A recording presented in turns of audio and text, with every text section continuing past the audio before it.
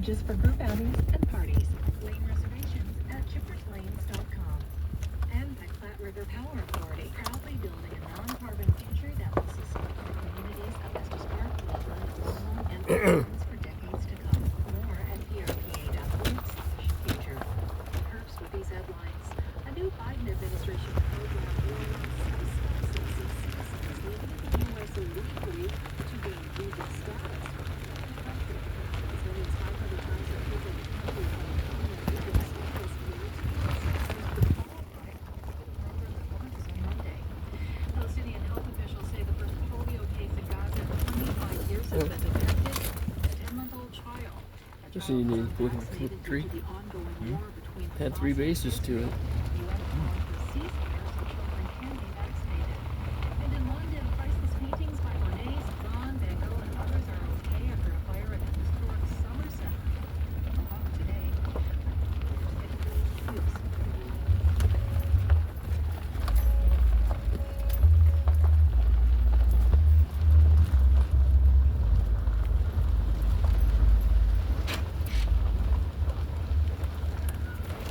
Or 20, your favorite date. And from Subaru, who along with its retailers is partnering with AdoptiveClassroom.org to provide funding for Subaru Loves Learning. One car company. From Progressive Curves. Subaru Motor Car Company. Yeah, you got smart. That's kind of chippy rock. Whoa. Not available. 4-leaf clover. It's probably 3 different rocks.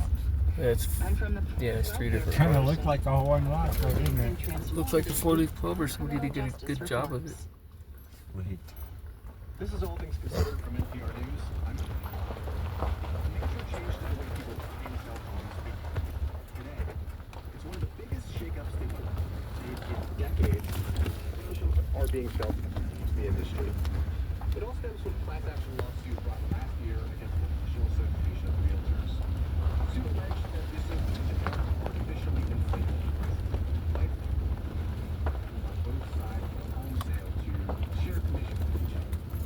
And I think settled in that practice is open. To help us sort out what all of this means for both buyers and sellers, we're joined by Golden Lewis, personal finance advice website.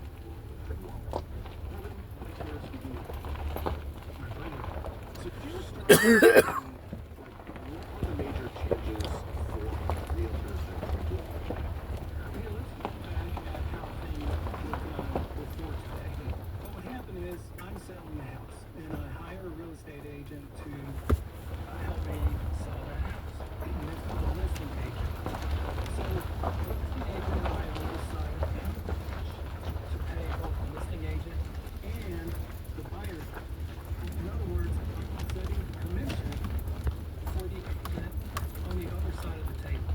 That is changed. And for that, we had that anti-trust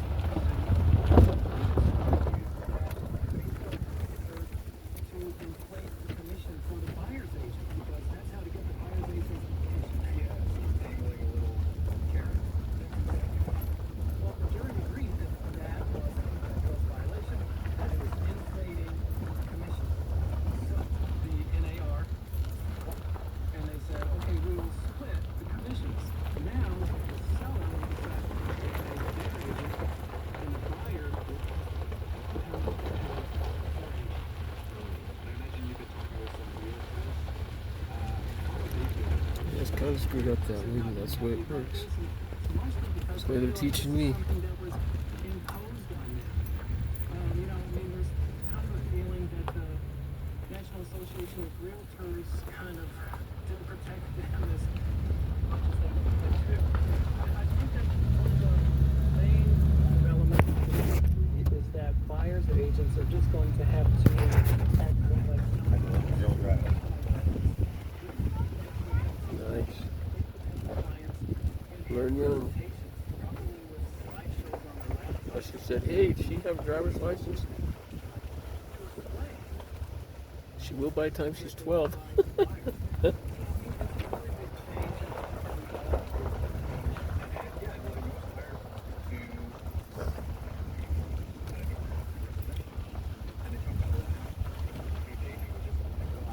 Is this part of the Drake Trails? Buffalo Trail. Oh yeah, I've heard of Buffalo it. Park Trail. That's exactly right. I think we were looking for it one day. Yeah. We went down that other road and moved that. Doing like kind of roundabout thing. Now, that is settled. I mean,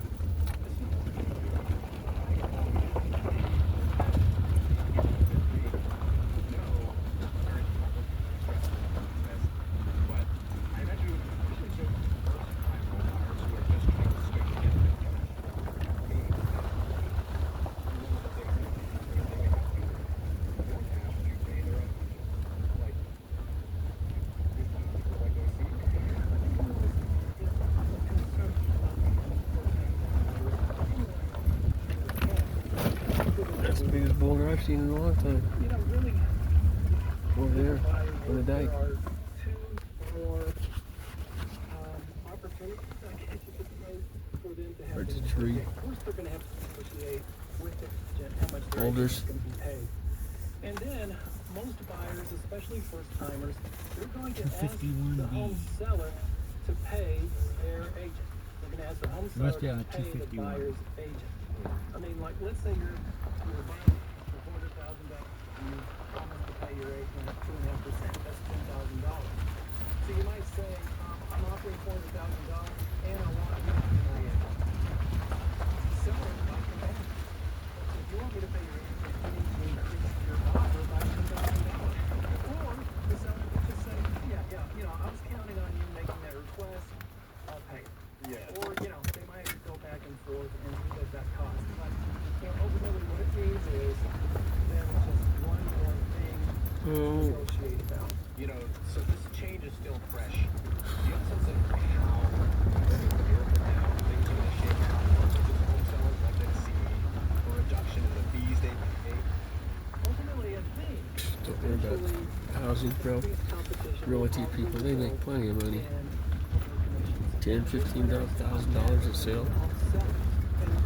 4 sales a week. Yeah.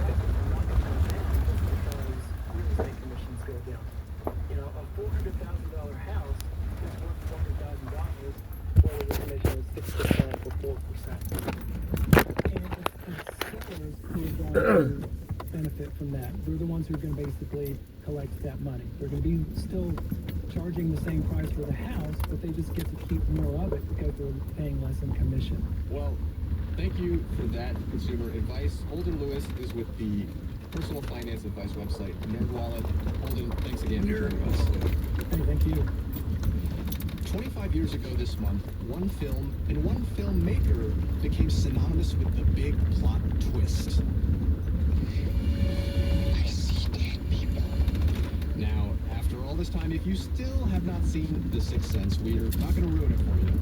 But it's no spoiler to say that the film became a phenomenon, and its director, M. Night Shyamalan, an overnight sensation. His career has had some up and downs since then. He currently has a film out called Trap. But it was his breakthrough film that reimagined the psycho thriller. As part of our ongoing look at how the films of 1999 changed movie making, we take a closer look at The Sixth Sense and its then young star, Haley Joel Osment, who grew up in the shadow of the movie's success. He spoke with All Things Considered co-host Scott Detrow. It's such an intense performance, and I just rewatched it last night and was still terrified by it, even though I've seen it so many times over years now. Do you remember what the initial conversations with M. Night Shyamalan was about, just kind of how you were approaching and thinking about this kid were? Yeah, and one of the luxuries that we had doing I this. think I've seen that movie like once, maybe twice. What's it called? Remember? Sixth Sense. I think it's got Bruce Willis in it. Yeah, something like that. Never even Me seen and it. Knight and my dad would go off and have conversations together, and me and Knight and Bruce No, it would was scary. lead to these small groups of discussions, then leading into rehearsals and hanging out in this the spaces where we'd be shooting the film, and that just really was a great About Ghost, right? The feel, the tone, and the atmosphere. Was it about of the Ghost? project. I don't think so. And I think our very first conversation. It wasn't about a It might movie have been, actress, no. was it? You know, it might have been because that little girl's like, I see dead people. Oh, yeah. But it had to do with extra senses. Kind of like the one someone walking There down was the hallway, a lot of famous and one there's a about the sticker ghost that was, says, hand grabs him on the shoulder, but I don't care. we're not I think what it was called, Sixth Sense, and cheap scare. Poltergeist. Coming out of Yeah. real behavior. he said the same And thing. I think that's a really I good see tone for dead us. And people. one of the best Gee, things my really? dad said to me So does we were quarter of the watching population. was, this is a movie about You just don't talk communication, not a movie about ghosts.